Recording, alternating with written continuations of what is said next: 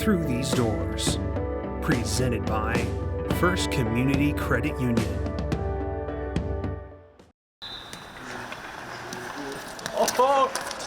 Oh, you're early, buddy. Woo, that's a fun.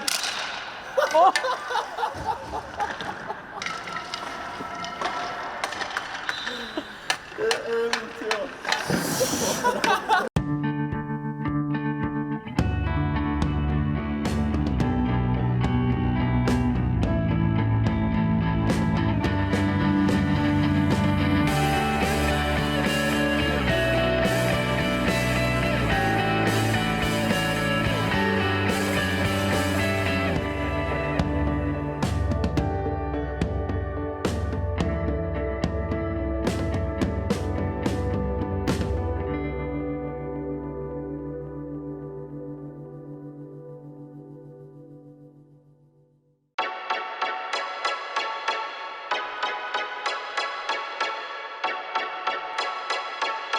Good evening again and welcome from Ralph Engelstad Arena. Hope you all had a fabulous holiday. It's the U18 U.S. team against North Dakota to start the second half of the season.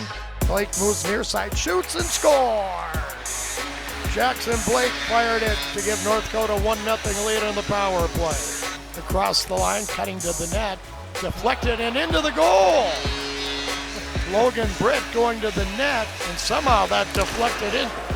Controlled by the U.S., a shot and a goal. And it's 2-1 on the goal by James Hagens. Pass was blocked. Here's another chance. They score. Deflected out in front, and the U.S. has tied it at 2. Taken away from him and banked in past Toby Hedquist, and the USA takes the lead at 3-2. Here's Johannes busting in, shoots and scores! Hunter Johannes scores to tie the game at 3. This will rim in and the clock will run out. And for the second year running between North Dakota and Team USA, we are headed to overtime.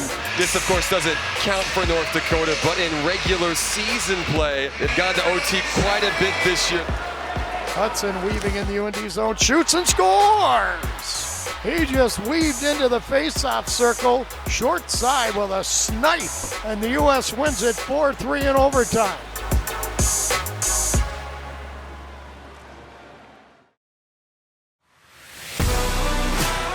Show your school spirit with an exclusive UND Fighting Hawks debit card found only at First Community Credit Union.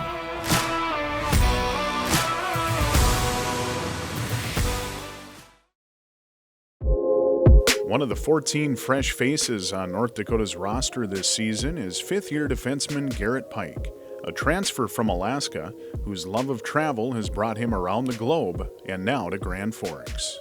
I grew up in Toronto, Ontario. That's where I played minor hockey. And my parents, they put me on skates, I think at the age of 4 years old up at the cottage, and just fell in love right away with the ice, and I was just on the rink every day with my buddies playing. I ended up at Alaska. I went on a trip my last year of juniors and talked to the coaching staff, figured it was the right fit. And not many people can say that they've lived in Alaska for 4 years, so it was a great experience, and I had a lot of great friends there. After my 4 years at Alaska, I entered the transfer portal, and Coach Barry reached out. I came on a visit, saw the facilities, fell in love with the town and everything about it here. We needed some guys with experience with the big changeover on our D-corps, so to find a guy like Garrett that had so much kind of like had leadership abilities, being a captain, but also just having that many minutes played and how many games played and that many critical minutes and special teams as well was a really huge benefit for us. We have an apartment with there's a room with 3 and then an apartment with 2. Me, Schmaltzy, and Reese were kind of like the 3 that were returning, and we decided we kind of wanted to split it up. We didn't want to just have returning guys and new guys in 2 separate apartments. And I also know a couple guys on Alaska, so I kind of talked to them about Piker, and I know Jandrick also lived in the same apartment before, so just kind of fell into place and it's been perfect. Piker's kind of got a little bit more of a kind of quiet demeanor, where Chris was pretty outgoing and gregarious. They're a little bit different that way. I just try to take care of my business and let the leadership follow. I was a leader in juniors and then at Alaska, and then here I like to take a role with helping the younger guys. guys and just doing what I can. You know, he's a really positive guy. You know, when you make mistakes on the ice, he's not harping on you or, you know, telling you what you did wrong. He's always, you know, lifting your head up and just telling you that, you know, that's not your last shifts in the game, and just being able to, you know, grow from that and learn from our mistakes.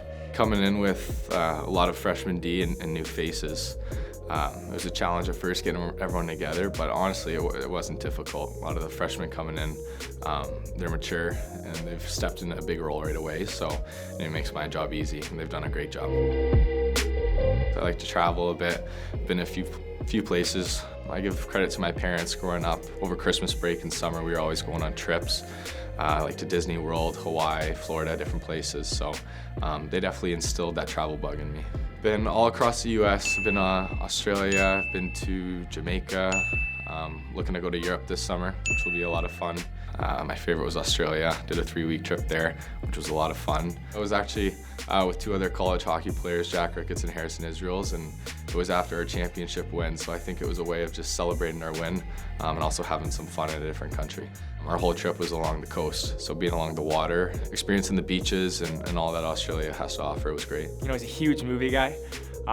You know, I think at the beginning of the season, you know, we were talking about movies, and he pulled out his notes and on his phone, and he had a list of, I think it was like 150 something movies, you know, that he had ranked that he had watched. I probably have a list of 120 of my favorite movies. I'm a big movie guy. I think up at number 1 is Whiplash. It's one of my favorite movies. I know, like, I'll just wake up or from a nap or something and can hear the TV from his room. So yeah, he's always watching TV. He loves his movies, and I know he goes to the movie theater with a couple of the other guys too. I'm grateful for the opportunity all the coaches have given me here. A great addition. He can do everything. He's on the power play, he's on the penalty kill. He's like so underrated defensively, I think, and he just does the right thing way more often than not, and it shows for sure. This weekend, Pyke faces off against his former team as the Nanooks come to the REL for the first time in program history, as North Dakota aims for a fresh start in 2024. We're back to doing what we do, and it was a great first half, but you can't win a championship in the first half, so you got to reset. We got to start playing game, we got to start closing games, and everything will fall into place. A fresh start's a good way to put it. I think, you know, having those 10 days off, and then it's kind of just the reset button, and then coming into the second half, because it's going to be a whole different game. Everyone's gelled already, everyone's built chemistry with their lines, so it's going to be that much harder. One thing is always just that complete game. We know we're going to have mistakes, but not have big lulls. We're going to be, you know, harder, longer, stronger than the other team. Something that we've been talking about is just we keep getting up in games, and I think we're just not being able to hold it. You know, I think a couple games we went up 2-0 last game, and then next, you know, it's 2-2, and we lose in overtime, and that's just something that, you know, that we're looking to work on as the season continues. We need to bunker down, score maybe another goal, or just at least not let them score and just kind of close out games a little bit better. But personally, I think it's a good thing that we're going through adversity now rather than later. Bump in the road, we'll get over it, and then we'll be a better team because of it. I always feel like Alaska Fairbanks is kind of sneaky good. I got a lot of respect for their staff. They get them to play really hard, really disciplined, check really well. You know, they're going to play heavy, and I think any team that comes to the Ralph is, you know, pumped to play. I love being at home, it's fun. Being on the road's fun too, we get to hang out with the boys, but just something about playing in this rink, playing in front of all these people. I'm glad we get a little homestand, and it should be a fun weekend.